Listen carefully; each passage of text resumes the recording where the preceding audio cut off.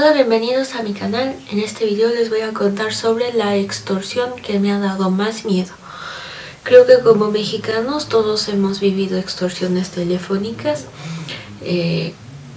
A mi hermana le ha pasado, a mi papá, a mi mamá, a mí también. A mi hermana, pues para empezar, un día le dijeron que se había ganado un Mini Cooper, pero que tenía que depositar 2,000 pesos. A mi papá le han hablado varias veces al teléfono de la casa porque pensamos que lo sacan de la sección amarilla. Ahí hay un dato que cuando nos lo dan en la extorsión, pues decimos, ay, lo sacaron de la sección amarilla. A mi mamá también le han hablado varias veces diciéndole que su familia está detenida en la frontera en México, en la frontera entre México y Estados Unidos. Pero bueno, esta extorsión fue mucho más directa. Y bueno, empezó cuando mis papás encontraron un restaurante de mariscos y les gustó muchísimo porque el cocinero, bueno, tenía muy buen sazón. Él era un cocinero de la Marina, creo que ya se había jubilado. Bueno, sí, ya se había jubilado y se vino a vivir a Puebla con sus hijas y su esposa. Mis papás empezaron a ir casi diario a comer ahí y platicando con el cocinero le dijo que porque no ponían un local o porque no habían otro restaurante cerca de donde nosotros vivimos o vivíamos. Mis papás trabajaban en una zona que estaba a 40 minutos de donde antes vivíamos y mi papá tenía un local cerca de nuestra casa.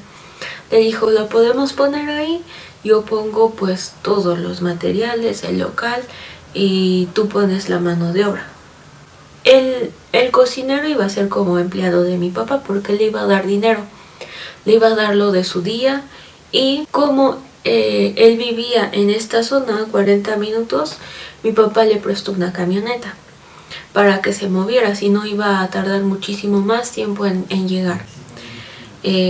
Pues planearon todo, hicimos los menús, abrimos el 12 de diciembre del 2011 y como el seminario palafoxiano estaba cerca de ese lugar, había muchísima gente ese día y tuvimos muchísimos clientes. Creímos que todos los días iba a ser así, pero pues no, fue el único día en que vendimos muchísimo. Con este señor duramos 6 meses y ahorita les voy a decir por qué. Como yo ya estaba terminando la carrera, tenía mucho tiempo libre y en ese tiempo libre me iba a ayudarlos en el restaurante. Si podía me iba desde temprano y llegaba él a abrir y yo al mismo tiempo limpiábamos las mesas, las colocábamos, él barría el piso, todo, preparábamos todo para pues esperar a los clientes.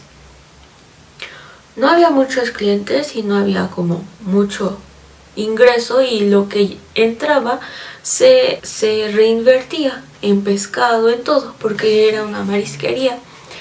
Y de tanto convivir con el señor, bueno, su familia ya había ido a nuestra casa, la conocían y de tanto convivir con él, les empezó a contar a mis papás y a nosotros que su esposa era muy mala, que las hijas no eran de él, pero que las vio desde pequeñas, pero que aún así la mamá pues le puso el apellido de el verdadero papá, no les puso el apellido de él. La señora creía en la brujería y varias cosas así muy raras. Él decía que lo trataba muy mal, que le gritaba, que lo corría de la casa, que lo dejaba afuera, que no le gustaba estar para nada con ella y que llevaba intentando separarse por mucho tiempo, pero nunca se había separado y según él se iba a separar ya que las hijas, las dos gemelas se fueran, se casaran y se fueran. Él también tenía hijos más grandes y que no eran de esa señora, que eran de otra señora. El señor se me hacía muy buena persona, era muy simpático y veíamos cuando llegaba enojado pues que había tenido problemas con su esposa. Por eso mismo le propuso a mi papá poner el local, porque así él se separaba de ella y ya como que podía trabajar relajado. La señora se dio cuenta de esto y él mismo nos había dicho que ya había intentado trabajar con otra persona y que la señora se había metido, que le había dicho ya no vayas, no te están pagando, te tratan mal, varias cosas, ¿no? Como para desanimarlo y separarse. No nos dijo porque dejó el otro trabajo.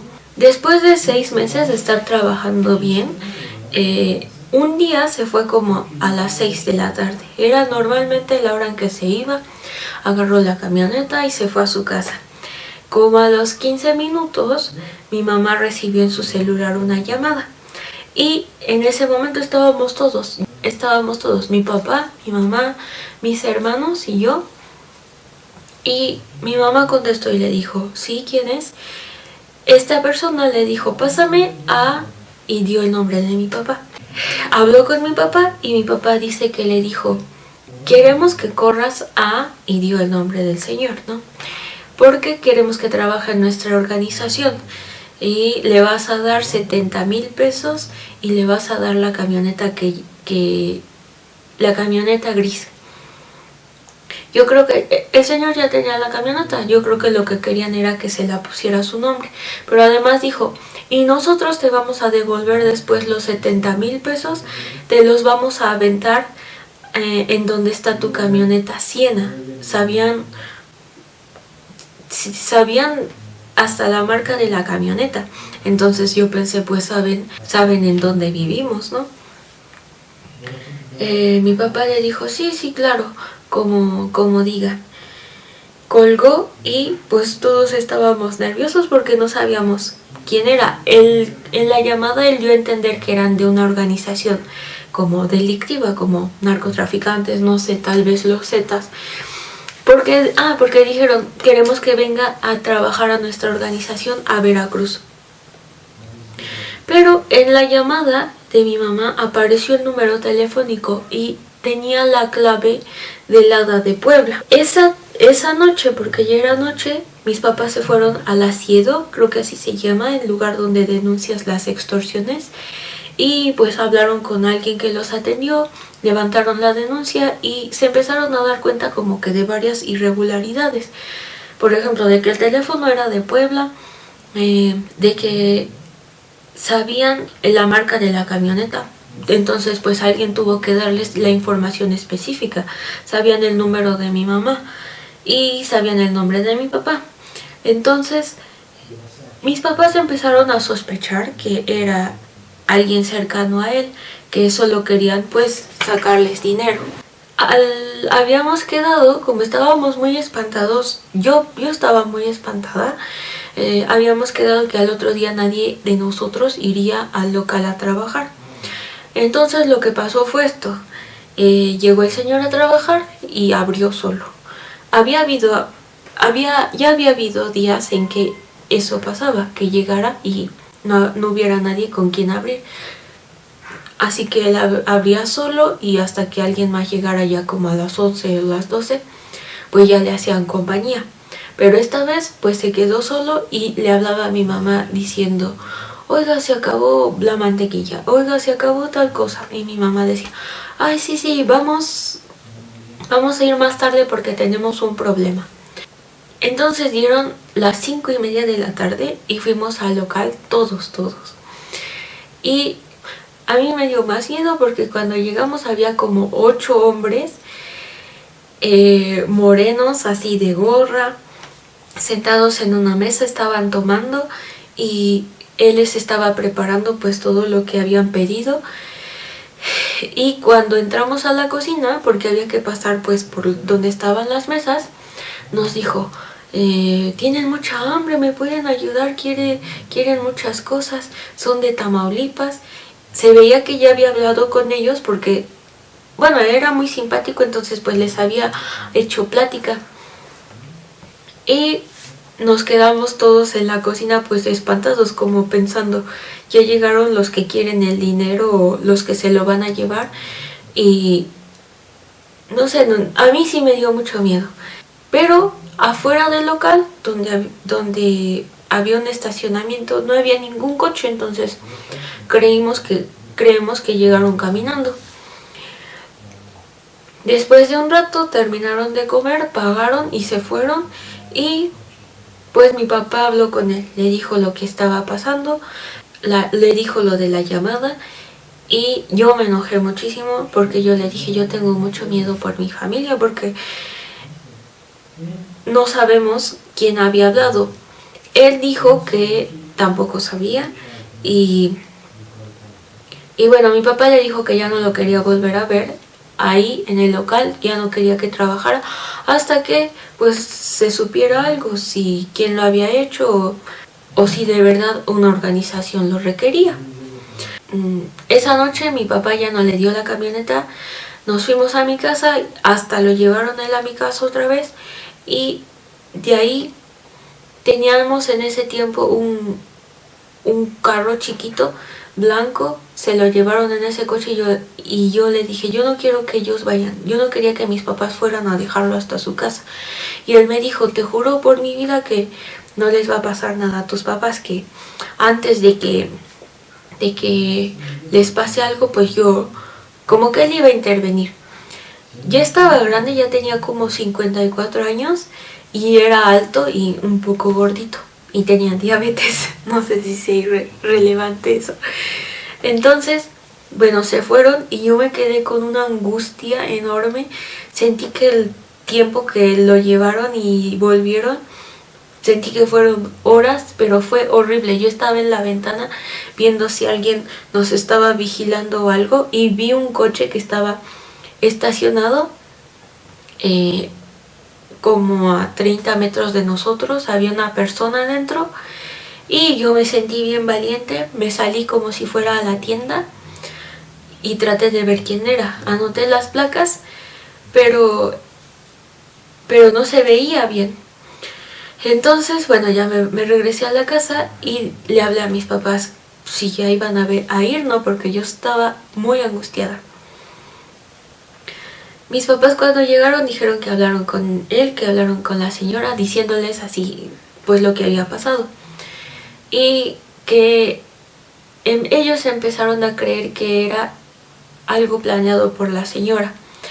Porque después una amiga de mi mamá que trabajaba en Telmex nos dijo que el número del que nos habían hablado, o que le habían hablado a mi mamá, era un teléfono público y que era de la zona de donde mis papás iban a trabajar. Entonces, pues mi mamá cree que sí lo planeó ella. Después no nos volvieron a hablar para nada. El número no respondía, sonaba. Cuando alguien marcaba, sonaba y sonaba y sonaba, y nadie respondía.